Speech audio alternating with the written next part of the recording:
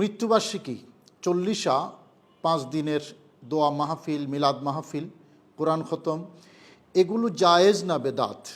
যদি বেদাত বলা হয় তাহলে মৃত ব্যক্তিদের মাগফিরাতের উদ্দেশ্যে দোয়া মাহফিলগুলোর কি হবে? আমাদের বক্তব্য হলো, যদি হারাম কোনো উপসর্গ অনুষঙ্গ এখানে যুক্ত হয় তাহলে হারাম, আর যদি তা না হয় তাহলে ইসলামের জায়েজ, বৈধ এবং পুণ্যময় কাজ।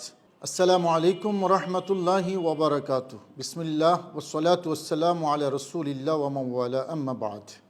সুধী দর্শক, আমরা এই বিষয়ে প্রথমে কোরআনে কারীমের দিকে যদি একটু লক্ষ্য করি, সূরাতুল হাশর 10 নম্বর আয়াতের অংশ বিশেষ। আল্লাহ পাক রব্বুল আলামিন বলেছেন, ওয়াল্লাযীনা জাউ মিন বা'দিহিম ইয়াকুলুনা রব্বানা ইগফির লানা ওয়া লিইখওয়ানিনা আল্লাযীনা সাবাকুনা বিল ঈমান। এবং ওই ব্যক্তিরা যারা পরে আসবে তারা বলবে, হে আমাদের রব, আপনি ক্ষমা করুন আমাদেরকে এবং আমাদের ওই ভাইদেরকে আপনি ক্ষমা করুন যারা ঈমান সহকারে আমাদের কাছ থেকে গত হয়েছেন। এই আয়াতে আল্লাহ পাক রব্বুল আলামিন দোয়া শিখাচ্ছেন জীবিত ব্যক্তিদেরকে মৃত ব্যক্তিদের জন্য। দুটি বিষয় এখানে স্পষ্ট, একটা হলো দোয়া করা, আরেকটা হলো সেই দোয়ার রেজাল্ট মৃত ব্যক্তিদের রুহে যায়। কোরআনে কারীমের এই আয়াত দ্বারা এই দুটি জিনিস একেবারে স্পষ্ট। যখন মৃত ব্যক্তিদের রুহে সওয়াব রসানি বা সওয়াবটা পৌঁছে যায় তখন জীবিত ব্যক্তিদের, তখন এই সওয়াব কোন কোন ইবাদত থেকে তাদের কাছে যায়। ইবাদত মুখ্যত দুই প্রকার হয়ে থাকে, একটা হলো ইবাদতে মালিয়া, আরেকটা হলো ইবাদতে বদনিয়া। একটা শারীরিক ইবাদত, আরেকটা অর্থনৈতিক ইবাদত। আমরা এই আয়াতের লিঙ্কে যদি হাদিস শরীফের দিকে যাই তাহলে দুটি হাদিস এখানে আমি কোট করতে চাই। একটি হাদিস আবু দাউদ শরীফের হাদিস, যে হাদিসটি আবু দাউদ শরীফে রসুল করিম সাল্লাল্লাহু আলাইহি ওয়াসাল্লাম থেকে বর্ণিত হয়েছে। ইমাম আবু দাউদ বর্ণনা করেছেন কিতাবুজ যাকাতের মধ্যে, বাবু ফি ফদলি সাকিল মা, পানি পান করানো, আরেকজনকে পানি পান করতে দেয়া, এই হলো অধ্যায়ের শিরোনাম। হযরত সাদ বিন উবাদা, ওনার আম্মাজান ইন্তেকাল করেছেন, তখন পাশে ছিলেন না, তিনি দূরে কোথাও ছিলেন। মৃত্যুর পরে, দফন করার পরে পেয়ারা নবী রসুল করিম সাল্লাল্লাহু আলাইহি ওয়াসাল্লামের কাছে হযরত সাদ বিন উবাদা আসলেন এবং বললেন, ইয়া রাসূলুল্লাহ, ইন্না উম্মা সাদ কদ মাতাত ফাআইয়ু সাদকাতি আফদাল? ক্বালা আল মা ফাহাফারা বিরান ওয়া ক্বালা হাদিহি লি উম্মে সাদ। নবীজির কাছে বললেন, ইয়া রাসূলুল্লাহ, আমার আম্মাজান ইন্তেকাল করেছেন, আমি কাছে ছিলাম না। অন্য রেওয়ায়েতে আছে, আমি যদি কাছে থাকতাম তিনি কিছু দান সাদকা করার ওসিয়ত করতেন। আমি কাছে ছিলাম না বলে তিনি ইন্তেকাল করেছেন, দফন হয়ে গেছে। এখন আমি সন্তান হিসাবে তার জন্য কোনো সাদকা যদি করি তাহলে এটা কোনটা উত্তম হবে? আমার মায়ের রোহে কোনটা যাবে বেশি, উত্তম হবে বেশি? নবীজি জবাব দিলেন, আল মা, খাওয়ার পানি ব্যবস্থা করো, খাবারের পানি। হযরত সাদ বিন উবাদা একটি কূপ খনন করলেন এবং বললেন, এটা উম্মে সাদ, মানে আমার আম্মা জানের সওয়াব রাসানির জন্য আমি উৎসর্গ করলাম। নাম দিয়ে দিলেন উম্মে সাদ, বীরে উম্মে সাদ। শুধু দর্শক, এই হাদিসে যেটা প্রমাণিত যে পানির ব্যবস্থা করেছেন। প্রশ্ন হলো, পানি কি করে মানুষ? পানি অনেক কাজে ব্যবহার করে, পানি দিয়ে অজু করে। তবে পানির কথাই যখন আসে, প্রথম যেই বিষয়টি মাথায় আসে সেটা হলো পানির অপর নাম জীবন, মানে মানুষ পানি পান করে, পানি খায়। তাহলে খাওয়ার পানি ব্যবস্থা করেছেন, উদ্দেশ্য কি? আম্মার সওয়াব রাসানির জন্য। তো খাবার পানি এটা তো খাদ্যদ্রব্য, পানীয় দ্রব্য। তাহলে পানীয় দ্রব্য, খাদ্যদ্রব্য আরেকজনকে দিলে তার সওয়াব মায়ের কবরে, মৃত ব্যক্তির কবরে যায়, তাদের রোহে যায়। আবু দাউদ শরীফের এই সহিহ হাদিস দ্বারা সেটা প্রমাণিত। শুধু দর্শক, যখন খাবার পানির সওয়াব যদি সেখানে যায়, অন্যান্য খাদ্যদ্রব্য যদি মানুষকে খাওয়ানো হয় সেটা রোহে যাবে না এমন কোনো কথা নেই। পোলাও কোরমাও যাবে, মেজবানির খাবারও যাবে। আমরা আমাদের সমাজে যেই চল্লিশা মৃত্যুবার্ষিকীগুলো হয়, সেগুলো আমরা কি করি? মানুষকে দাওয়াত দেওয়া হয়, ধনী গরিব আত্মীয় স্বজন দাওয়াত দেওয়া হয়, সেখানে কোরআনখানি, দোয়া মাহফিল, দরুদুস সালাম, মিলাদ মাহফিল এবং মৃত ব্যক্তিদের জন্য দোয়া হয় এবং খাবারের পরিবেশন করা হয়।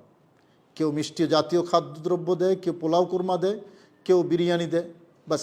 এখন এই হাদিসে, সাদ বিন উবাদার হাদিসে, যখন খাদ্যদ্রব্য মানুষকে দেওয়ার কারণে সওয়াব রাসানি হয়, এটা যখন প্রমাণিত, পানীয় জিনিস, খাদ্য জিনিস, যে কোনো খাদ্যদ্রব্য মানুষকে দিলে, মানুষকে খাওয়ালে, ধনী হোক গরিব হোক, আত্মীয় অনাত্মীয়, এটা তার রহে যাবে। এটা হলো ইবাদতে মালিয়ার উদাহরণ। অর্থাৎ অর্থনৈতিকভাবে যদি সাদাকা করা হয়, মানুষকে দেওয়া হয়, খাওয়ানো হয়, এটা যে সেখানে যায়, এই হাদিস দ্বারা তার প্রমাণিত। শুধু দর্শক, আরেকটি হাদিস, তাও ইমাম আবু দাউদ রহমতুল্লাহ আলাইহি এবং অন্যান্য হাদিসের কিতাবও আছে। হযরত আবু হুরায়রা রাদিয়াল্লাহু তাআলা আনহু, তিনি যখন একদল হাজি, তারা হজে যাচ্ছেন, তিনি সামনে দাঁড়িয়ে বললেন, মাইয়াদমান লি মিনকুম আন ইউসাল্লিয়া লি ফি মসজিদিল আশার রাকাতাইন আও আরবান ওয়া ইয়াকুল হাদিহি লি আবি হুরায়রা। তোমরা যারা যাচ্ছ, তোমাদের মধ্যে কেউ যদি আমার পক্ষ থেকে একটু এই গ্যারান্টি, এই জামানত দাও যে আমার জন্য মসজিদে আশারের মধ্যে 2 রাকাত অথবা 4 রাকাত নামাজ পড়ে, বলবে যে এই 2 রাকাত 4 রাকাত নামাজ আমি পড়েছি আবু হুরায়রার উদ্দেশ্যে, আবু হুরায়রার জন্য। কে পারবে? এই হাদিসটি আবু দাউদের হাদিস এবং সেই হাদিস। শুধু দর্শক, এই হাদিস দ্বারাও কি বোঝা গেল? এটা কিন্তু ইবাদতে মালিয়া নয়, এটা ইবাদতে বাদনী, অর্থাৎ বাদনী ইবাদত, শারীরিক ইবাদত। আবু হুরায়রা নবী সাহাবী, তিনি যখন বললেন যে আমার জন্য 2 রাকাত বা 4 রাকাত নামাজ আদায় করে আমার জন্য দোয়া করো, বোঝা গেল ইবাদতে বাদনিয়ার সওয়াবও আরেকজনকে উৎসর্গ করা বৈধ। মুখ্যত 2 প্রকারের ইবাদত, একটা হলো ইবাদতে মালিয়া, এটা আরেকজনের জন্য বা মৃত ব্যক্তিদের জন্য উৎসর্গ করা, এটাও হাদিস দ্বারা প্রমাণিত, আবু দাউদ শরীফের হাদিস। আর ইবাদতে বাদনিয়া, এটার সওয়াবও আরেকজনকে উৎসর্গ করা জায়েজ। কোরআন বলছে মৃত ব্যক্তিদের জন্য দোয়া করো। আমরা হাদিস দ্বারা বুঝলাম ইবাদতে মালিয়া হোক, ইবাদতে বাদনিয়া হোক, দুটোই উৎসর্গ করা যায়, আরেকজনকে দেয়া যায়। শরীয়তে সেই বৈধতা, সেই অপশন খোলা আছে। সম্মানিত দর্শক, এখন আমাদের সমাজে যে মৃত্যুবার্ষিকী এবং চল্লিশা, প্রথমেই বলেছি যদি হারাম কোনো অনুষঙ্গ এখানে যুক্ত হয় তাহলে হারাম। এখন মানুষকে খাবার দেওয়া, এটা তো হারাম হবার কথা নয়। মানুষকে মেহমানদারি করা, এটা তো হারাম হওয়ার কথা নয়। কোরআনে কারীমের আয়াত এবং হাদিস শরীফ দ্বারা এটা প্রমাণিত যে মৃত ব্যক্তিদের জন্য এই সকল অনুষ্ঠান করে দোয়া করা এটা জায়েজ। এখন প্রশ্ন থাকে দিন তারিখ নির্ধারণ করা, যেটা বলা হয়ে থাকে যে একটা তারিখ নির্ধারণ করে 40 দিনেই করতে হবে, 40 দিনে এটা না জায়েজ, 10 দিন এটা না জায়েজ, মৃত্যুবার্ষিকীর দিনে যেদিন মারা গেছে সেটাও না জায়েজ। শুধু দর্শক, এখানে দিন তারিখ নির্ধারণ করা কেন হয়? দেখুন, দিন তারিখটা নির্ধারণ করা হয় ওই রকম যেমনটি আমরা নামাজের টাইম নির্ধারণ করি। জোহরের নামাজ 1:30টায়, আসরের নামাজ 4:30টায়, এশার নামাজ 7:30টা 8টায়। কেন? কোরআনে কারীম হাদিস শরীফে কি এরকম নামাজের টাইম সুনির্দিষ্ট ঘড়ির কাঁটায় নির্ধারণ করা আছে? না, নির্ধারণ করা নেই। তো আমরা যে নির্ধারণ করি একবারে হারামাইনে তৈবান সহ পৃথিবীর কোন মসজিদে নামাজ নির্ধারণ করা নেই? সব মসজিদে নির্ধারণ করা আছে।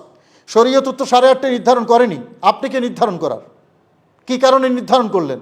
যে কারণে নির্ধারণ করেছেন আপনি নামাজের টাইম, একই কারণে চল্লিশা বা মৃত্যুবার্ষিকীর টাইম নির্ধারণ করা হয়, অর্থাৎ মানুষ যাতে উপস্থিত হতে পারে, দোয়া মাহফিলে, মিলাদ মাহফিলে মানুষ যাতে উপস্থিত হতে পারে, সে কারণে এটা দিন তারিখ নির্ধারণ করা না করা এটা বড় প্রশ্ন নেই। মানুষের সুবিধার জন্য মানুষ যাতে উপস্থিত হতে পারে।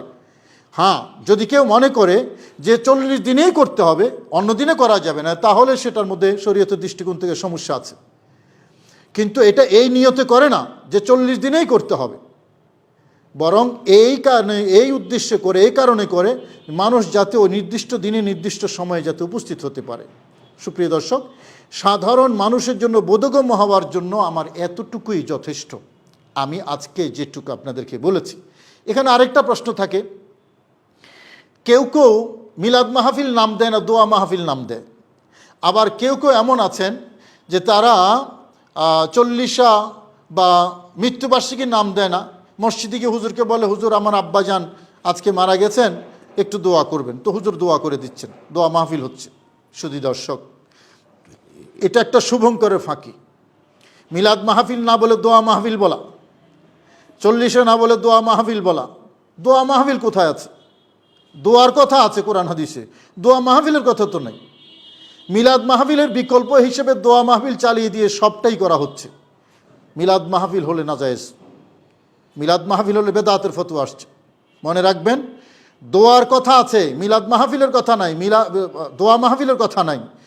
মিলাদ মাহফিল এবং দোয়া মাহফিল দুটো একই মানদণ্ডে। দোয়া করে আনুষ্ঠানিক করলে এটা মাহফিল হয়ে যায়, দরুদ ও সালাম আনুষ্ঠানিক করলে এটাকে মিলাদ মাহফিল বলে। পার্থক্য এতটুকু, বিষয় কিন্তু একটাই। শুধু দর্শক, আমি আগে বলেছি এতটুকুতেই সাধারণ বোধগম্য। ফেকা ফতোয়ার আলোকে আমরা কোরআন এবং হাদিসের কথা শুনেছি, ফেকা ফতোয়ার আলোকে যদি আমরা আলোচনা করি, এটা যারা বিশেষ করে মাদ্রাসা শিক্ষিত যারা, তাদের জন্য প্রয়োজন। আবার কিছু কিছু মানুষ তো সুযোগ সন্ধানী থাকে, ফেকার একটা টেক্সট ধরে মানুষকে বিভ্রান্ত করলে, হ্যাঁ অমুক কিতাবের মধ্যে নাজায়েজ আছে, বেদাত আছে। সেজন্য এখানে দুই একটা রেফারেন্স না দিলেই নয়, যদিও ভিডিওটা কলেবরে বড় হয়ে যাচ্ছে। শুধু দর্শক, ফতুল কদিরের এবং ফতোয়ায়ে শামী দুটা কিতাবের মধ্যে ফতুল কদির থেকে ফতোয়ায়ে শামীতে একটা টেক্সট আনা হয়েছে, একটু খেয়াল করুন। টেক্সটটা কি? ওয়াকরাহু ইত্তেখাযু দিয়াফাতে মিনাত তুআম মিন আহলিল বাইত মিন আহলিল মাইয়িত, মৃত ব্যক্তির যারা আহাল পরিবার, তাদের পক্ষ থেকে মেহমানদারির ব্যবস্থা করা, খানাপিনার ব্যবস্থা করা, এটা মাকরুহ। কেন? লিআন্নাহু শুরআ ফিস সুরুর লা ফিস শুরুর। কেননা এই খানাপিনা জিয়াফত এটা তো আনন্দের জন্য করা হয়, এটা দুঃখের সময় করা হয় না। তো এখন তো দুঃখের সময়, একজন মানুষ মারা গেলে দুঃখের সময় হয়। সুতরাং এই সুখের সময় যেটা, এটাকে দুঃখের সময় নিয়ে আসাটা, এটা মাকরুহ। এবং এখানে ফতোয়ায়ে বাজ্জাজিয়ার আরেকটা টেক্সট এনেছেন ইবনে আবিদিন শামী। খেয়াল করুন, ফতোয়ায়ে বাজ্জাজিয়ার মধ্যে কি আছে? ওয়াকরাহু ইত্তিখাযু তুআম ফিল ইয়াউমিল আউয়াল ওয়াল ইয়াউমিল সানি ওয়াল ইয়াউমিল সালিস ওয়া বাদাল উসবু। অর্থাৎ মেহমানদারি করা, খানাবিনা তৈরি করা নাজায়েজ প্রথম, দ্বিতীয়, তৃতীয় এবং সপ্তাহের পরে। এবং আরও নাজায়েজ মাকরুহ কি? নকলুত তুআম ইলাল কবরে ফিল মাওয়াসিম, বিভিন্ন উপলক্ষে কবরের মধ্যে খাবার নিয়ে যাওয়া প্রসাদের মতো। ওয়া ইত্তিখাযুদ দাওয়া, এবং দাওয়াত দেওয়া, লিকিরাতিল কোরআন, কোরআন কারীম তেলাওয়াত করার জন্য। ওয়া জামিস সুলাহা, এবং সুলাহা কুররা যারা সালেহ উলামায়ে কেরাম যারা আছেন এবং কেরাত যারা পড়তে পারেন, তাদেরকে দাওয়াত দেওয়া, একত্রিত করা। লিল খতমে, খতম করার জন্য। ওয়ালি কেরাতে সূরাতিল আনআম আবিল ইখলাস, সূরা আনআমের খতম করার জন্য অথবা ইখলাস তেলাওয়াত করার জন্য। এগুলো সব মাকরুহ। কোন কিতাব? ফতোয়ায়ে বাজ্জাজিয়া। কোনো কোনো ফতোয়ার সাইডে আমি নিজে দেখেছি, যেমন বিন্নুরি একটা ওয়েবসাইট আছে, সেখানে এই টেক্সটগুলো তুলে দিয়ে এটাকে একেবারেই আমভাবে নাজায়েজ মাকরুহ লেখা হয়েছে। শুধু দর্শক, একটা কিতাবের টেক্সট, ফেকা ফতোয়ার দেওয়ার সময় একটা কিতাবের টেক্সট দিয়ে যদি আমি ফতোয়া দিয়ে দিই এবং এটার বিপরীতে কোনো টেক্সট আছে কি না, জবাব আছে কি না, তাহলে কিন্তু এটা অন্যায় হবে। সুপ্রিয় দর্শক, এই যে দলিলটা দেওয়া হয়েছে, এই দলিলটা, এই বক্তব্যটার একটা দলিল আছে। দলিল হলো হযরত জারীর বিন আব্দুল্লাহ রাদিয়াল্লাহু তাআলা একটি হাদিস, যে হাদিসটি ফেকার কিতাবের মধ্যে এসেছে, হাদিসের কিতাবে তো আছে। জারীর বিন আব্দুল্লাহ বলেছেন যে কুন্না নাউদ্দুল ইজতিমা ইলা আহলিল মাইয়িত ওয়া সুনআহুমুত তুআমা মিনান নিয়াহা, আমরা মৃত ব্যক্তির পরিবারের কাছে একত্রিত হওয়া এবং মৃত ব্যক্তির পরিবারের পক্ষ থেকে খানাপিনা তৈরি করাকে আমরা নিয়াহাত গণ্য করতাম। নিয়াহাত মানে মৃত ব্যক্তির উপলক্ষে কান্নাকাটি করা, এটা আমরা তার অন্তর্ভুক্ত মনে করতাম। অর্থাৎ নিয়াহাত এটা যেমন মাকরুহ হারাম, এগুলোও সেরকম হারাম। এই হাদিসের আলোকে এই বক্তব্যটা এসেছে। সুপ্রিয় দর্শক, ফেকার এই বক্তব্যটার একটা জবাব কিন্তু আছে। ইমাম বুরহানুদ্দিন হলভী রহমতুল্লাহ এই বক্তব্যের জবাব দিয়েছেন। সেই বক্তব্যের জবাবটা কিন্তু ওই সাইটগুলোতে, অনলাইন সেই সাইটগুলোতে নাই। সে বক্তব্যটা কি, ইমাম বুরহানুদ্দিন হলভী রহমতুল্লাহ কী লিখেছেন একটু খেয়াল করুন, তাহলে শুভঙ্করের ফাঁকিটা বের হয়ে যাবে। তিনি লিখেছেন, এই হাদিসে যেটা বলা হয়েছে এটা মাকরু। তার বক্তব্য হলো লা ইয়াখলু আন নজরিন, ফতুল কাদির, বাজ্জাজিয়া, ফতোয়ায়ে শামির।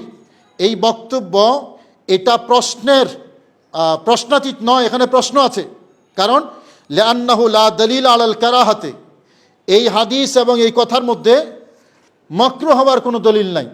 জারির বিন আবদুল্লাহ রাদিয়াল্লাহু তাআলা আনহুর যে হাদিস, এই হাদিসের মধ্যে এই কোরআন তেলাওয়াত মাকরু, খতমে আনাম মাকরু, তারপরে সূরা আনামের তেলাওয়াত মাকরু, খানাফিনা করা মাকরু, এটার কোনো দলিল নাই।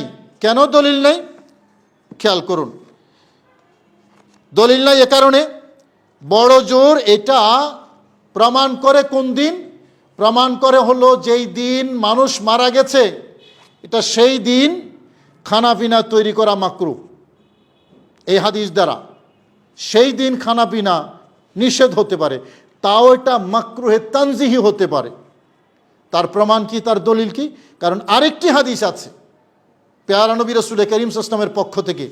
কোনো এক ব্যক্তি মারা গেলেন, আসিম ইবনে কুলাইবের বর্ণনা, তিনি বর্ণনা করেছেন যে পেয়ারা নবীর সাথে আমরা একটা জানাজার নামাজে বের হলাম। নবীজি জানাজা শেষ করেছেন এবং শেষ করে নবীজি যখন ফিরে আসতেছেন, তখন ওই মৃত ব্যক্তির স্ত্রীর পক্ষ থেকে একজন আহ্বানকারী পেয়ারা নবী রাসূল করিম সাল্লাল্লাহু আলাইহি ওয়াসাল্লামকে দাওয়াত দিয়েছেন। দাওয়াত দিয়ে নবীকে বলেছেন, ইয়া রাসূল আল্লাহ, আমার ঘরে আপনি দাওয়াত গ্রহণ করুন। নবীজি দাওয়াত গ্রহণ করেছেন। যাওয়ার পরে সেদিনই জাস্ট দফন করে আসলেন মাত্র, সেদিনে খাবার তৈরি করা হয়েছে, নবীজির সামনে খাবার দিয়েছেন, নবীজিও খেয়েছেন, সাহাবায়ে কেরামও খেয়েছেন। তাহলে জারির বিন আবদুল্লাহ রাদিয়াল্লাহু তাআলার যে হাদিস আর এই হাদিস দুটাকে যদি আমরা একসাথে অ্যাসেসমেন্ট করি, তাহলে মাকরুও প্রমাণিত হয় না। তারপরেও উলামায়ে কেরাম 3 দিনের কথা বলেছেন, যে 3 দিন যেহেতু শোকের দিন, সুতরাং এই 3 দিন খানাপিনা ব্যবস্থা করা মৃত ব্যক্তির পরিবারের পক্ষ থেকে এটা নাজায়েজ। শুধু দর্শক দেখুন, ফতোয়া আলমগীরের মধ্যে, ফতোয়া আলমগীরের কথাটা শুনুন, ওয়ালা ইউবাহু ইত্তিখাযু দিয়াফাতি সালাসাতা আইয়ামিন ফি আইয়ামিল মুসিবা, একেবারে স্পষ্ট। অর্থাৎ মুসিবতের যে 3 দিন, সেই 3 দিন মেহমানদারির ব্যবস্থা করা মৃত ব্যক্তির পরিবারের পক্ষ থেকে এটা বৈধ নয়। কি বোঝা গেল? 3 দিনের পরে বৈধ, যেটা আমরা হাদিসের আলোকে বলেছি মৃত ব্যক্তির সওয়াব রাসানের জন্য এটা জায়েজ আছে।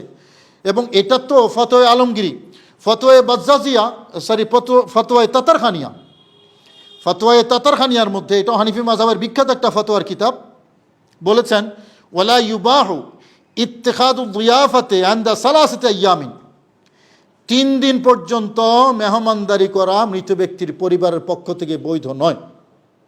কি বোঝা গেল?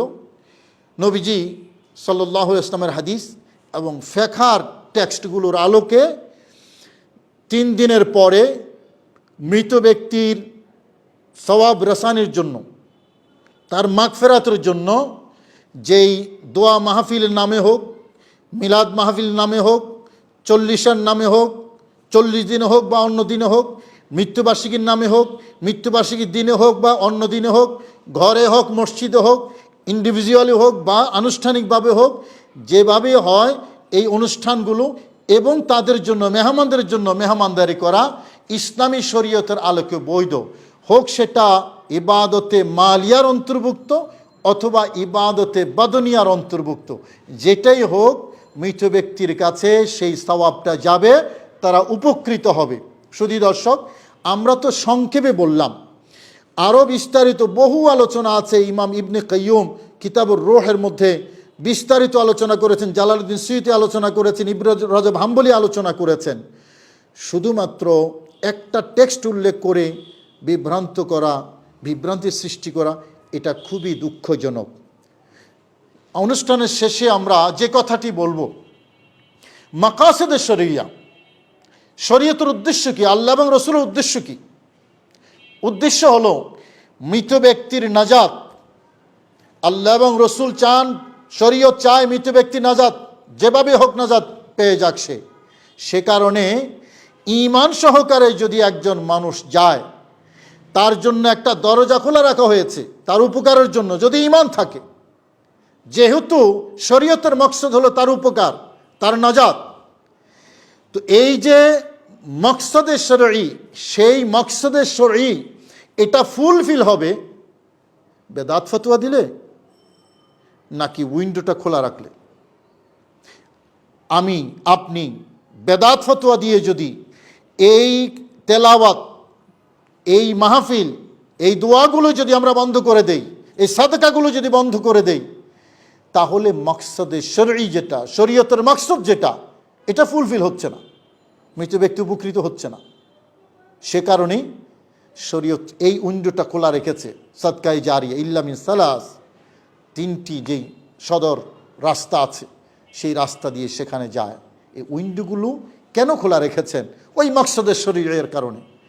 শুধু দর্শক, 40 মৃত্যুবার্ষিকী হাদিস দ্বারা প্রমাণিত, এটা যে দিনে হোক, 40 দিনে হোক বা অন্য যে কোনো দিনে হোক, মৃত ব্যক্তির জন্য দোয়া করা, নামে কিছু যায় আসে না। এরকম বহু নাম আমরা দিয়ে দিচ্ছি বহু জায়গায়, সেগুলো নাজায়েজ হচ্ছে না। নামের জিনিস নয়, কামের জিনিস। কাজটা যদি জায়েজ হয় তাহলে এটা জায়েজ। হ্যাঁ, এখন এই অনুষ্ঠানগুলো করতে গিয়ে কোনো নাজায়েজ উপসর্গ যদি যুক্ত হয়, যেমন কিতাবের মধ্যে আছে, এই ফতোয়ায়ে স্বামীর মধ্যেই আছে, কেউ তাকাব্বুরের জন্য, লোক দেখানোর জন্য করেছে জিয়াপদ, বিশাল জিয়াপদ, গরু 10টা 20টা জবাই করেছে, এটা নাজায়েজ হবে কেন? ওই আপনার দোয়া মাহফিল করেছে সে কারণে নয়, যে তাকাব্বুরি বাহাদুরি মানুষকে দেখাবার জন্য, ঢোল পিটাবার জন্য, মানুষ তাকে দানবীর বলবে সেই জন্য করেছে এরকম। অথবা যদি নারী পুরুষ মেলামেশা হয়, অবারিত মেলামেশা যদি হয়, যদি আপনার অবৈধ নাচ গান হয়, তাহলে সেগুলো নাজায়েজ হবে। কিন্তু আমাদের দেশে যে 40গুলো হয়, দোয়া মাহফিল, মিলাদ মাহফিল, মৃত্যুবার্ষিকী হয়, এগুলো থেকে এগুলো হয়। শুধু দর্শক, ফেকা ফতোয়ার মধ্যে আরও অনেক টেক্সট আছে, আমাদের কথা লম্বা হয়ে যাবে, সেই জন্য আমরা যাচ্ছি না। প্রয়োজনের আলোকে আমরা শুধু এতটুকুই আজকে আপনাদেরকে বললাম। আল্লাহ আমাদের সবাইকে বুঝার তৌফিক নসিব করুন, আমিন। আসসালামু আলাইকুম রহমতুল্লাহি ওয়া বারাকাতুহু।